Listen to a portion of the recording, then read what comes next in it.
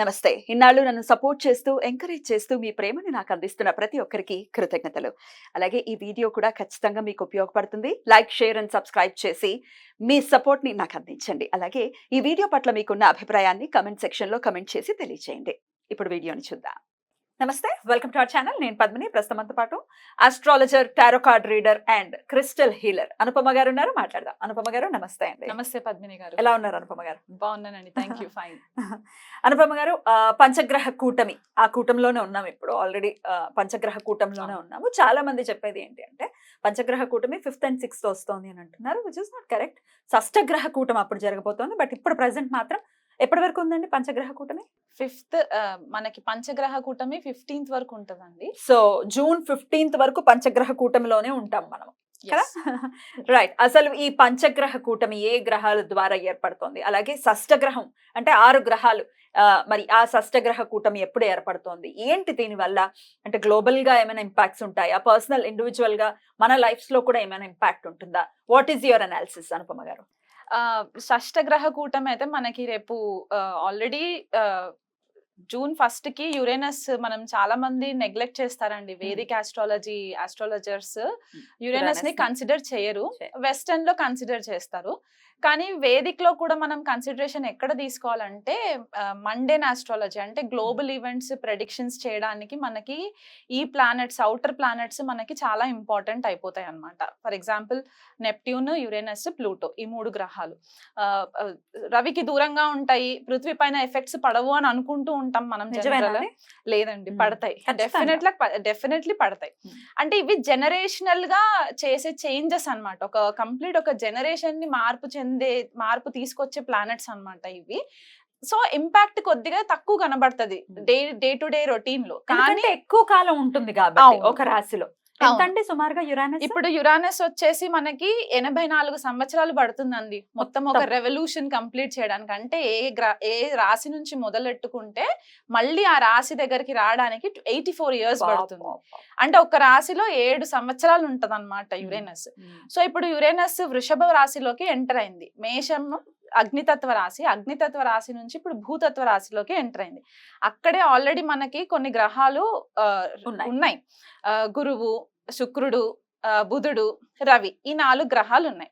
So ఇప్పుడు Uranus మనకి మొన్న జూన్ 1st కి ఎంటర్ అయినప్పుడు పంచగ్రహ కూటమి లాగా మనం కన్సిడర్ చేసుకోవచ్చు. కానీ జూన్ 5వ తారీఖు 6వ తారీఖు మాత్రం చంద్రుడు ఎంటర్ అవుతాడు కాబట్టి మనకి షష్టగ్రహ కూటమి ఏర్పడుతుంది.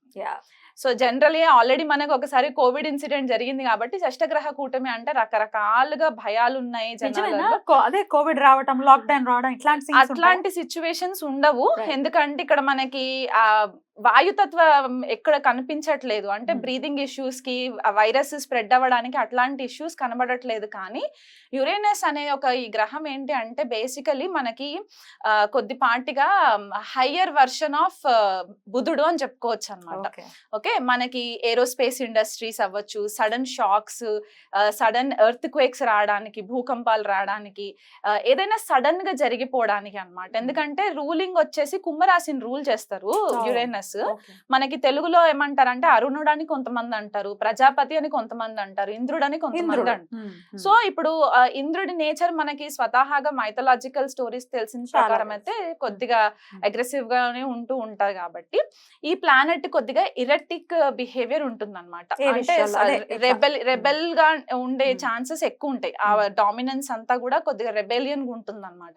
సో ఎప్పుడైతే ఇలాంటి గ్రహము మనకి భూతత్వ రాశిలోకి ఎంటర్ అయ్యి 0 degrees లో ఉంటుంది ఇప్పుడు ప్రెసెంట్ గా. ఎందుకంటే స్లో మూవింగ్ ప్లానెట్, మనం శనినే అనుకుంటాము, శని కంటే ఇంకా స్లో మూవింగ్ ప్లానెట్ కాబట్టి 0 degrees టారస్ లో ఉంది ఇప్పుడు ప్రెసెంట్. అంటే కృతికా నక్షత్రంలో ఉంటుంది. అక్కడే మనకి గురుడు 8 degrees లో కృతికాలోనే ఉంటారు. బుధుడు కూడా మనకి ఇంచుమించు 3 degrees 4 degrees 7 degrees ఉంది. 7 degrees బుధుడు మనకి కృతికాలో ఉంటారు. రోహిణిలో రవి అండ్ శుక్రుడు 20-21 degrees క్లోజ్ కంజంక్షన్స్ లో ఉంటాయి. అండ్ తర్వాత మళ్ళీ చంద్రుడు ఎంటర్ అవుతాడు. సో చంద్రుడు కూడా కృతికాలోనే, అంటే ఒక 4 గ్రహాలు కృతికా నక్షత్రంలోనే ఉంటాయి అన్నమాట. ఆల్రెడీ మనకు తెలిసింది ఏంటంటే కృతికా నక్షత్రం అగ్నితత్వ నక్షత్రం. అండ్ సింబల్ కూడా మనకి రేజర్, ఫైర్, కత్తి, ఇవన్నీ తోటి మనం కన్సిడర్ చేసుకుంటాం. సో ఒక ఎరేటిక్ బిహేవియర్ ఉన్న గ్రహము కృత్తికాలోకి ఎంటర్ అయినప్పుడు గురుడు ఆల్రెడీ మనకి వాయుతత్వ గ్రహంగా మనం చెప్పుకుంటాం, ఆకాశ తత్వంగా చెప్పుకుంటాం కాబట్టి ఈ ప్లానెట్స్ అన్ని కూడా ఒక క్లస్టర్ ఆఫ్ ఎనర్జీస్ వచ్చేసరికి ఎక్స్ప్లోజన్స్ అయ్యే ఛాన్సెస్ ఎక్కువ ఉంటాయండి మనకి. అందులో యురేనస్ ఏంటంటే 84 years అని చెప్పాను కదా, క్రితం జరిగిన ట్రాన్సిట్ ఎప్పుడు అని అంటే 1940వ సంవత్సరంలో జరిగింది ట్రాన్సిట్. అప్పుడు టారస్ లో ఉన్నారు, అప్పుడు వృషభంలో ఉన్నారనమాట యురేనస్. అప్పుడు ఏం జరిగింది?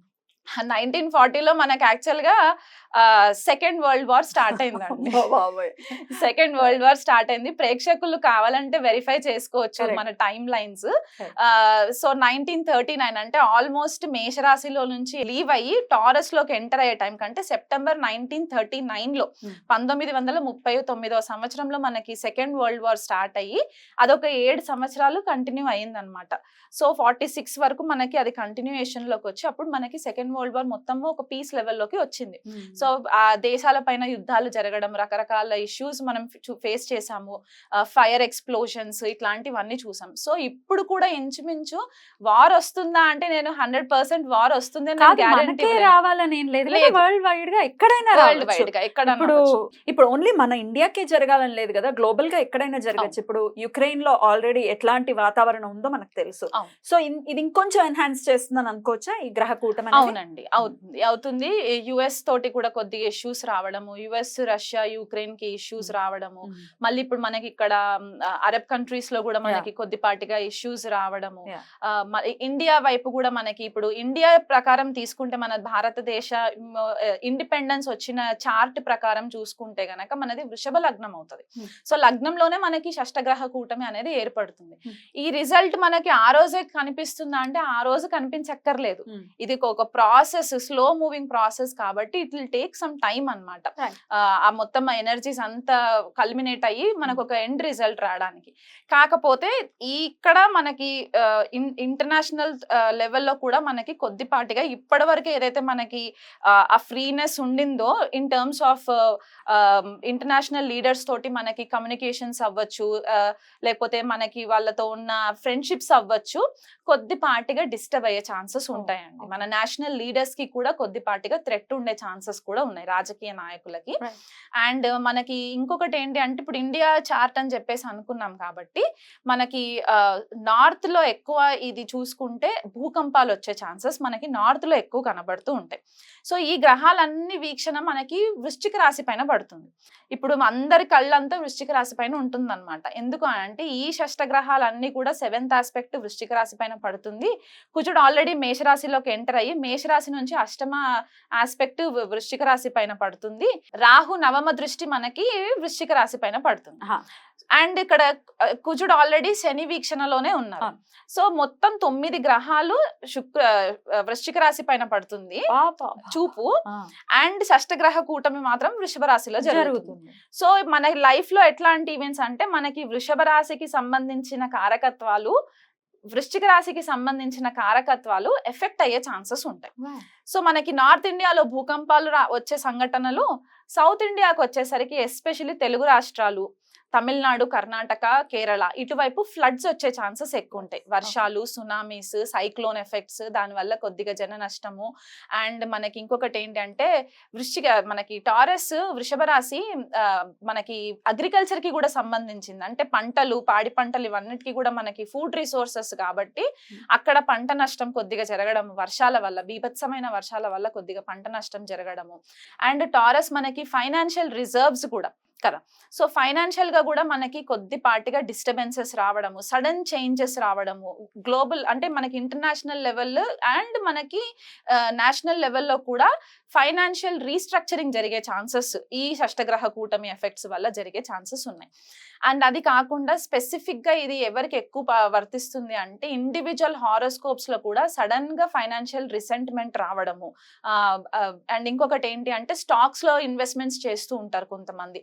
స్టాక్స్ లో సడన్ గా లాసెస్ ఫేస్ చేయడము, ఒక కన్ఫ్యూజన్ కైండ్ ఆఫ్ ఎనర్జీస్ మనకి కనబడతాయండి ఈ Okay. షష్టగ్రహ కూటమి ఎఫెక్ట్స్ వల్ల. ఎన్నాళ్ళు ఉండొచ్చు ఈ ఇంపాక్ట్స్ అంతా కూడా? ఈ షష్టగ్రహ కూటమి అయితే మనకి 2 రోజులు ఉంటుంది. ఉంటుంది. జూన్ పంచగ్రహం 5. అయితే? పంచగ్రహం అయితే మనకి జూలై 15వ తారీఖు వరకు ఉంటుంది. అంటే రవి మనకి వృషభ రాశిలో నుంచి మిథునంలోకి వచ్చేయాలి. తర్వాత శుక్రుడు కూడా మిథునంలోకి వచ్చేస్తారు. అప్పుడు బుధుడు కూడా వచ్చేస్తాడు కాబట్టి ఇంకా లాస్ట్ మిగిలిన గ్రహాలు ఏంటి అంటే గురుడు అండ్ యురేనస్ 2 కలిసి ఉంటాయి కాబట్టి ఇది మనకి long lasting effect. Next year కి మనకి కొద్దిపాటిగా డిస్టర్బెన్సెస్ ఇంకెక్కువ విట్నెస్ చేయడానికి ఉంటదండి. అది మనకి మండేన్ లెవెల్లో చెప్పుకునే అంశాలు అన్నమాట ఇవి. ఇండిపెండెన్స్ కి ఒకసారి చెప్పండి, ఏ రాశి వాళ్ళకి ఎలా ఉంటుంది అనేది ఒకసారి చెప్పండి. ఒకవేళ నెగటివ్ ఇంపాక్ట్స్ గనుక ఉంటే వాళ్ళు ఏం చేసుకోవచ్చు ఈ ఇంపాక్ట్ నుంచి బయటపడటానికి అనేది కూడా ఒక్కసారి. ఇక మిథునం వ్యయంలోనే ఎన్ని గ్రహాలు ఉండటం, కూటమి జరగటం అనేది ఎట్లా చూస్తారు? ఇప్పుడు మిథున రాశి వాళ్ళకి ఏంటి అంటే ఆల్రెడీ మనము చూసుకుంటే వ్యయంలో కాబట్టి వీళ్ళు కంప్లీట్ గా డిటాచ్ అయిపోవడము, అంటే ఐసోలేషన్ గా ఉండడము, నిద్ర పట్టకపోవడము, స్లీప్ ఇష్యూస్ రావడము. ఎందుకంటే ఇన్ని గ్రహాలు ఒకటే దగ్గర ఉన్నప్పుడు చాలా అన్ఈజీనెస్, రెస్ట్లెస్నెస్ వచ్చేస్తుంది. ఆ రెస్ట్లెస్నెస్ ఎందువల్ల వస్తుందంటే ఆపోజిట్ సైన్ 6th హౌస్ అవుతుంది కాబట్టి వీళ్ళకి స్కార్పియో అవుతుంది కాబట్టి ఆఫీస్ లో గాసిప్స్, ఆఫీస్ పాలిటిక్స్ ఇవన్నీ కొద్దిపాటిగా ఇష్యూస్, ఏదైనా ఫీమేల్స్ తోటి కొద్దిపాటిగా వైరం వచ్చే ఛాన్సెస్ కూడా ఉంటాయి.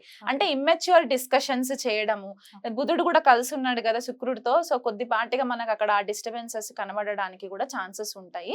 సో ఆఫీస్ పాలిటిక్స్ కి వీలైనంత మట్టుకు దూరం ఉండాలి, ఎవరిని నమ్మొద్దు అనేసి నేను ఎస్పెషల్లీ కెరియర్ కి సంబంధించి, ఎందుకంటే 6th హౌస్ మన డైలీ రొటీన్ అని చూసుకుంటాం కాబట్టి అదొకటి. ఎవరికైనా డొమెస్టిక్ పెట్ యానిమల్స్ ఉంటే కనుక పెట్ యానిమల్స్ కొద్దిగా, అంటే కొంతమంది డాగ్స్, క్యాట్స్ పెంచుకుంటూ ఉంటారు కదా, వాటికి సంబంధించి కొద్దిపాటిగా హెల్త్ కి సంబంధించి మన ఇష్యూస్ వచ్చే ఛాన్సెస్ కూడా ఉంటాయండి. జాగ్రత్తలు తీసుకోవాలి. సో ఓవరాల్ గా అన్ని రాశుల వాళ్ళకి కూడా చెప్పారు కాబట్టి ఏదైనా రెమెడీ ఉందా? మీరు ఆల్రెడీ చెప్పారు ఏ పనులు చేయకుండా జాగ్రత్తగా ఉండండి అనేది కూడా వన్ ఆఫ్ ద రెమెడీస్ అని చెప్పుకోవచ్చు. అయినప్పటికీ ఇంకా ఆరాధన విషయంలో ఏదైనా చెప్తారా? ఆరాధన విషయంలో అంటే మనకి వృషభంలో ఇవన్నీ ప్లానెట్స్ జరుగుతున్నాయి కాబట్టి అందరూ ఫస్ట్ ప్రే చేయాల్సింది శ్రీ మహాలక్ష్మికి. ఎందుకంటే మనకి రిసోర్సెస్, ఫైనాన్షియల్ రిసోర్సెస్ అవ్వచ్చు, అబండెన్స్ అవ్వచ్చు, భూమికి సంబంధించి పంటలు ఇవన్నీ కూడా వృషభ రాశికే సంబంధించి ఉంటాయి కాబట్టి శ్రీ మహాలక్ష్మికి ఆరాధన చేసుకోవడము, లక్ష్మి అష్టోత్తరం చదువుకోవడము, ఆవు నెయ్యితో దీపం పెట్టడము, ఇట్లాంటివి రెగ్యులర్ గా చేయాలి 1 month కూడా. అండ్ ఇంకొకటి ఏంటి అంటే మనకి స్కార్పియో కూడా యాక్టివ్ అయిపోయి ఉంది కాబట్టి, అండ్ ఈ మెయిన్ ప్లానెట్స్ ఏవైతే ఉన్నాయో ఈ గ్రహాలన్నీ కూడా కృతికాలో జరుగుతున్నాయి కాబట్టి, యుతి మొత్తం కృతికాలో ఉంది కాబట్టి సుబ్రహ్మణ్యేశ్వర స్వామి ఆరాధన చాలా ఇంపార్టెంట్. స్కంద కవచము డైలీ ఒక్కసారైనా సరే ఉదయం లేవగానే స్నానం అవన్నీ చేసేసుకున్న తర్వాత స్కంద కవచము చదవడానికి రాకపోయినా కనీసం ఇంట్లో ప్లే చేయండి. ఎందుకంటే మనం ఈ ఎనర్జీస్ అన్ని కూడా మనల్ని కొద్దిపాటిగా ర్యాష్ డెసిషన్స్ తీసుకునే ఛాన్సెస్, ర్యాష్ డ్రైవింగ్స్ ఇవి జరిగే ఛాన్సెస్ ఉంటాయి కాబట్టి మనల్ని మనం ప్రొటెక్ట్ చేసుకోవడానికి and at the same time ధర్మబద్ధంగా దేశ సంరక్షణ కోసం కూడా మనం ఆలోచించాలి కాబట్టి స్కంద కవచము రెగ్యులర్ గా వినడము ఇదొకటి చాలా ఇంపార్టెంట్. వీలు కుదిరితే సుబ్రహ్మణ్యేశ్వర స్వామికి అర్చన, అభిషేకాలు చేసుకోవచ్చు. రైట్ అండి, చాలా బ్యూటిఫుల్ గా ఎక్స్ప్లెయిన్ చేశారు. డెఫినెట్లీ, ఎందుకంటే యురేనస్ ని కన్సిడర్ చేస్తూ గనుక ఒకవేళ ప్రిడిక్షన్ ఇస్తే ఎంత అక్యురేట్ గా ప్రిడిక్షన్ వస్తుంది అనేది చెప్పటం అనేది ఎవరికి వారు దాన్ని చూడాల్సిందే కదా.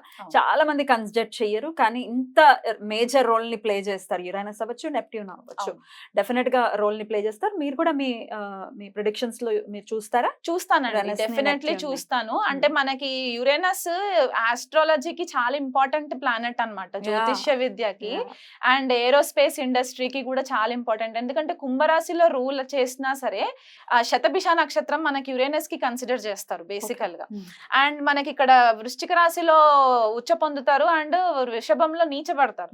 సో ఈ 2 మెయిన్ అకల్ట్ కి సంబంధించి, అంటే గుప్త విద్యలకి సంబంధించిన 2 మెయిన్ రాశుల్లో యురేనస్ కి ఇంపార్టెన్స్ ఉంది కాబట్టి చాలా అద్భుతంగా వివరించారు. ఈ నెల్లాళ్ళు కూడా వీలైతే కూడా అందరూ చాలా జాగ్రత్తగా ఉంటూ అటు సుబ్రహ్మణ్యేశ్వర స్వామి ఆరాధన అండ్ లక్ష్మీదేవి ఆరాధన చెప్తున్నారు కాబట్టి అవి చేసుకుంటూ అందరికీ ప్రశాంతవంతంగా ఈ సమయం వెళ్ళాలని మనస్ఫూర్తిగా కోరుకుంటూ చక్కగా మాకు తెలియజేశారు. కృతజ్ఞతలండి. నమస్తే. నమస్తే అండి.